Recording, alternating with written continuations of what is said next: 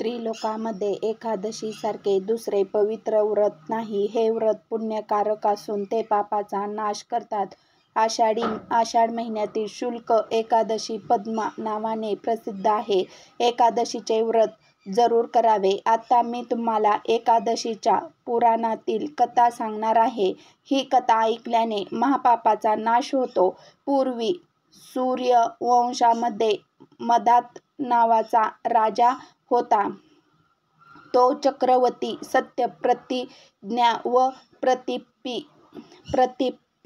होता. तो आपल्या प्रजेचे पालन धर्माने व स्वतःच्या हंसपुत्राप्रमाणे पालन करत असे. त्याच्या राज्यात कधीही दुष्काळ पडत नसे व कोणालाही कसलाच आदी व्याधी नव्हत्या. त्या राजाच्या कोशात अन्यायाने मिळालेले धन थोडे सुद्धा नव्हते. ते अशा प्रकारे राज्य करत असताना पुष्कळ वर्ष लोटले. एकदा राजाच्या पूर्वजन्माच्या पापामुळे त्याच्या राज्यात 3 वर्षे पाऊस पडला नाही. त्यामुळे सर्व प्रजाजन वैतागले व भुकेने व्याकुळ झाले. राज्यात धान्य अजिबात नसल्यामुळे देवयज्ञ, पितृयज्ञ, अग्निहोत्र, वेद, ध्यान हे सर्व बंद पडले. तेव्हा सर्व प्रजाजन राजाकडे आले आणि म्हणाले, राजा, प्रजेला हितासाठी ठरले असे आमचे बोलणे ऐका. पुराणामध्ये पंडितांना पाण्याला नार असे म्हटले आहे. तेथे पाण्यात राहण्याचे भगवंताचे घर आयन आहे. म्हणून तर भगवंताचे नारायण असे म्हणतात. नारायण सर्वांच्या हृदयात राहतात. हे भगवान विष्णूचे पर्जन्य रूपच आहे. पर्जन्याची वृष्टी तोच राहतो. त्यातूनच अन्न निर्माण होते व अन्नातूनच प्रजा निर्माण होते. हे राजा असा हा पर्जन्य नसेल तर प्रजेचा नाश होतो. ज्यामुळे पाऊस पडला व आमच्या आयुष्यात चाललेले असे काहीतरी करा. राजा म्हणाले, प्रजासनांनो, तुम्ही सांगितले ते अगदी खरे आहे.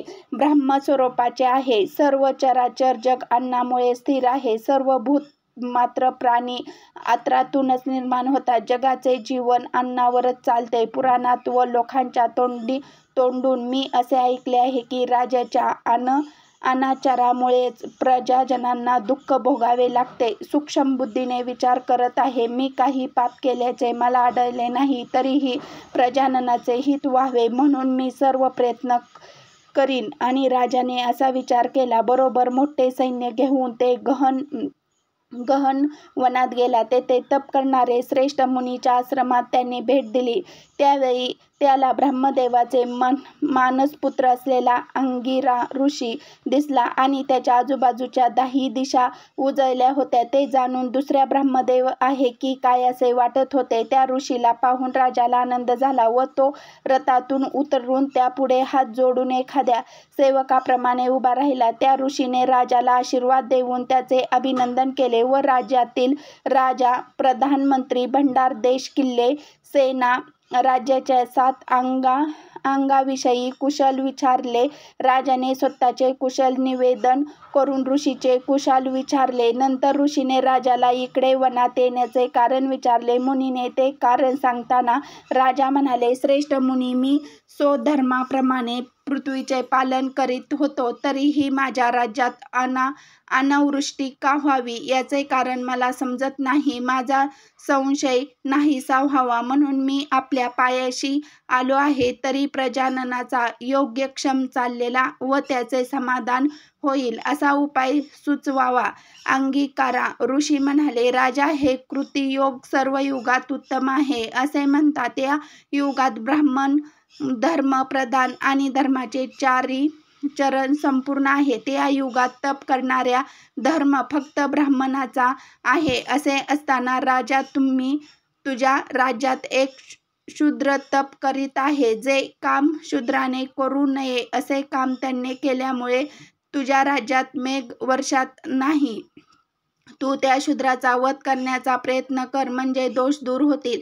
राजा म्हणाला, तपश्चर्या करणाऱ्या त्या शूद्राने काहीच अपराध केलेले नाही. तो निरपराधी असताना मी त्याला मारणार नाही. तर दुष्काळ नाहीसा होण्यासाठी मला एखादे धार्मिक उपाय सांग. ऋषी म्हणाले, राजा, असे असेल तर तू आषाढ शुक्ल पक्षातील पद्म नावाच्या एकादशीचे व्रत कर. या व्रताच्या प्रभावाने तुझ्या राज्यात निश्चितपणे उत्तम वृष्टी होईल. ही एकादशी सर्व सिद्ध देणार आहे व सर्व उपद्रव्याचा नाश करणार आहे. राजा, तू आपल्या परिवारासह प्रजाननासह या एकादशीचे व्रत कर.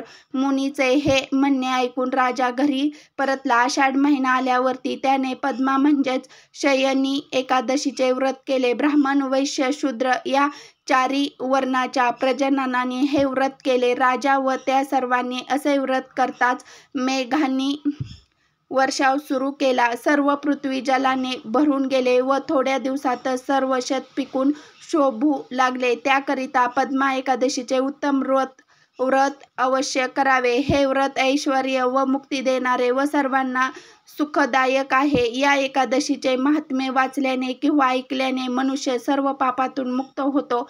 त्याप्रमाणे ब्राह्मण पुराणातील पद्मा एकादशीचे महापत्य संपूर्ण झाले. श्रीकृष्ण पूर्णमस्तु. तर सर्वांना ही कथा शेवटपर्यंत ऐकल्याबद्दल मनापासून खूप खूप आभारी आहे. धन्यवाद. श्री स्वामी समर्थ. जय जय स्वामी समर्थ. रामकृष्ण हरी. जय जय रामकृष्ण हरी. जय जय रामकृष्ण हरी.